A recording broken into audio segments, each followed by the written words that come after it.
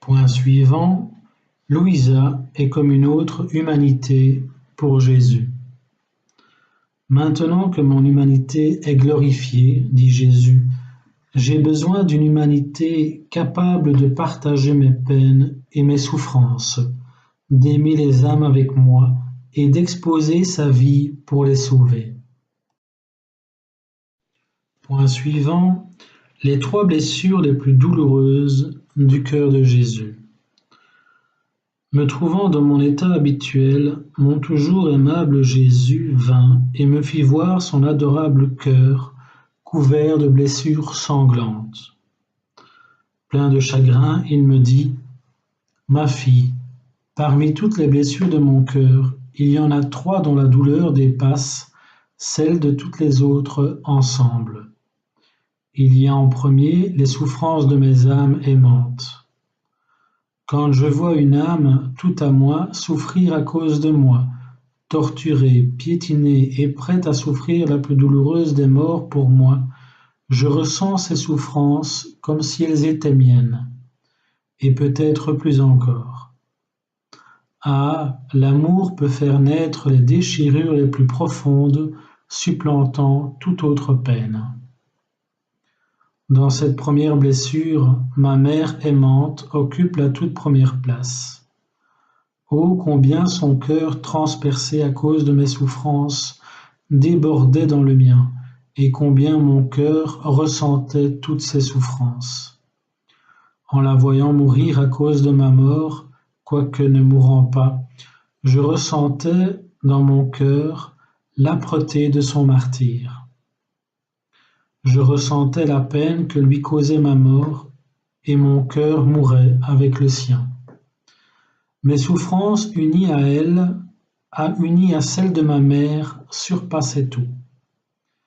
Il était juste que ma céleste maman ait la première place dans mon cœur, autant du point de vue de la souffrance que du point de vue de l'amour, parce que chaque douleur qu'elle ressentait à cause de son amour pour moi faisait déborder de son cœur des océans d'amour. Dans cette blessure de mon cœur entrent aussi toutes les âmes qui souffrent pour moi et uniquement pour moi. Tu entres dans cette blessure de sorte que si tous m'offensaient et ne voulaient pas m'aimer, je trouverai en toi l'amour compensant pour chacun. Quand les créatures me chassent, je viens rapidement me réfugier en toi, comme dans ma cachette, trouvant là mon propre amour, un amour souffrant uniquement pour moi. Je ne regrette pas d'avoir créé le ciel et la terre, et d'avoir tant souffert. Une âme qui m'aime et souffre pour moi est mon réconfort, mon bonheur et ma récompense pour tout ce que j'ai fait. En oubliant presque tout le reste, je me réjouis avec elle. Cette blessure d'amour de mon cœur, qui est la plus douloureuse de toutes, a 2 effets simultanés. Elle me donne à la fois une douleur extrême et une joie intense, une amertume inénarrable et une douceur indescriptible, une mort douloureuse et une vie glorieuse. Ce sont là les excès de mon amour, incompréhensibles à l'esprit créé. Que de contentement mon cœur n'a-t-il pas trouvé dans les douleurs de ma maman transpercée. La deuxième blessure mortelle de mon cœur est l'ingratitude. Par l'ingratitude, la créature bloque l'entrée de mon cœur, en prend la clé et la ferme à double tour. Alors mon cœur se gonfle de chagrin parce qu'il voudrait déverser ses grâces et son amour et qu'il ne le peut pas. Il devient fou et perd espoir que sa blessure soit guérie. L'ingratitude des âmes me donne une souffrance mortelle. La troisième blessure mortelle de mon cœur est l'obstination. L'obstination détruit tout le bien que j'ai fait pour la créature. Par elle, la créature déclare ne plus me reconnaître et ne plus m'appartenir. Elle est la clé de l'enfer vers lequel l'âme se précipite. Devant l'âme obstinée, mon cœur tombe en morceaux, et je me sens comme si l'un de ces morceaux m'était arraché. Quelle blessure mortelle est l'obstination pour mon cœur. Plus loin, Louisa nous dit: Mon Jésus, mon amour, j'entre dans ta volonté, et je veux, par ce credo, faire les actes de foi que les créatures n'ont pas faits, réparer pour leurs doutes et donner à Dieu l'adoration qui lui est due en tant que Créateur. Point suivant, Jésus demande à Louisa un autre oui en vue de lui faire franchir une nouvelle étape. Ma fille, dis-moi, veux-tu vivre dans ma volonté? Acceptes-tu d'être le deuxième maillon de jonction avec mon humanité? Acceptes-tu mon amour comme tien, ma volonté comme vie? Acceptes-tu de partager les souffrances infligées à mon humanité par ma divinité, lesquelles je ressens le besoin irrésistible de non seulement faire connaître, mais aussi de faire partager à une créature, pour autant que cela soit possible. Ma fille, c'est ma coutume de demander le oui de la créature pour pouvoir ensuite travailler librement avec elle. Oh, comme je me sentais annihilé et pulvérisé dans les profondeurs de mon néant, d'autant plus que ce rien que je suis était appelé à vivre dans le tout qu'il est. Mon doux Jésus joignit nos deux volontés et y grava le mot fiat. Mon oui entra dans la divine volonté et, parce qu'il avait été prononcé en elle, il apparut, non pas comme un oui humain, mais un oui divin. Il se multiplia pour rejoindre toutes les créatures, les amener toutes à Jésus et réparer solennellement les refus adressés par elle à mon doux Jésus. Ceci c'est important.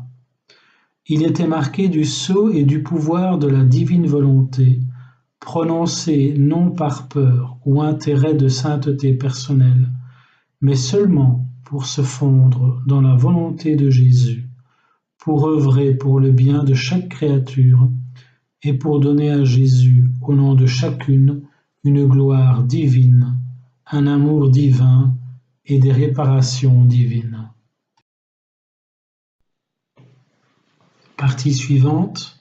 Jésus demande à Louisa de remplir la même fonction que lui dans la divine volonté.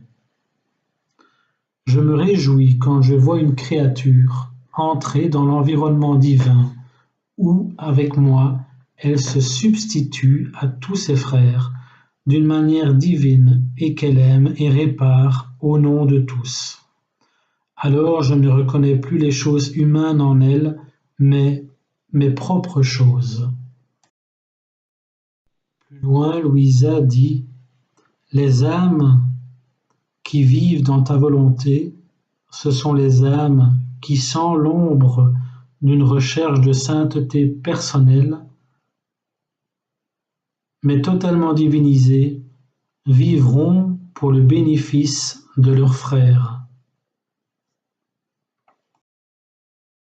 Point suivant. L'homme est le chef-d'œuvre de la création. De son souffle tout-puissant, il le créa, à son image et à sa ressemblance, le dotant de toutes ses qualités, adaptées aux créatures, faisant de lui un petit Dieu. Plus loin, Jésus dit: en dehors de ma volonté, que d'obstacles l'âme ne rencontre-t-elle pas? Dans ma volonté, au contraire, elle trouve la liberté. Point suivant. Étape à franchir pour en venir à vivre dans la divine volonté. J'étais toute captivée par ce que mon doux Jésus me disait sur sa divine volonté, et je pensais: Comment est-ce possible que l'âme en arrive à vivre davantage dans le ciel que sur la terre? Jésus vint et me dit, ma fille, ce qui est impossible à la créature est très possible pour moi. C'est vrai qu'il s'agit là du tout grand prodige de ma toute-puissance et de mon amour, mais quand je veux une chose, je peux la faire. Ce qui peut te paraître difficile est facile pour moi. Néanmoins, il me faut le oui de la créature, et il faut qu'elle se prête comme une cire molle à tout ce que je veux faire d'elle. Tu dois savoir qu'avant d'appeler une créature à vivre définitivement dans ma volonté, je l'appelle d'abord par intermittence, la dépouille de tout et lui fais subir une sorte de jugement. Dans ma volonté, en effet, il n'y a pas de place pour le jugement, tout étant immuable en moi. Tout ce qui entre dans ma volonté n'est pas soumis au jugement. Je ne me juge jamais moi-même. Souvent, je fais mourir corporellement la créature pour la ramener ensuite à la vie. Elle vit comme si elle ne vivait pas. Son cœur est au ciel, et vivre sur la terre est son plus grand martyre. Combien de fois n'ai-je pas agi ainsi avec toi? Il y a aussi la chaîne de mes grâces, de mes visites répétées. Tout était pour te disposer à vivre dans l'océan immense de ma volonté. Plus loin, Jésus nous dit, ma fille, l'âme qui ne vit pas dans ma volonté est à l'image de la surface terrestre. Ses actions humaines la maintiennent en mouvement continuel. Ses faiblesses, ses passions et ses défauts sont les montagnes et les enfoncements où se forment les antres du vice. Ces mouvements causent en elle des zones d'obscurité et de froideur. Seulement une petite quantité de lumière lui parvient parce que les montagnes de ses passions la bloquent. Que de misère! Plus loin, Jésus dit ceci à Louisa, nous nous présenterons ensemble devant le trône de l'Éternel, avec sur nos fronts écrit en caractères indélébiles, nous voulons mourir pour donner la vie à nos frères, nous voulons souffrir pour les libérer des peines éternelles.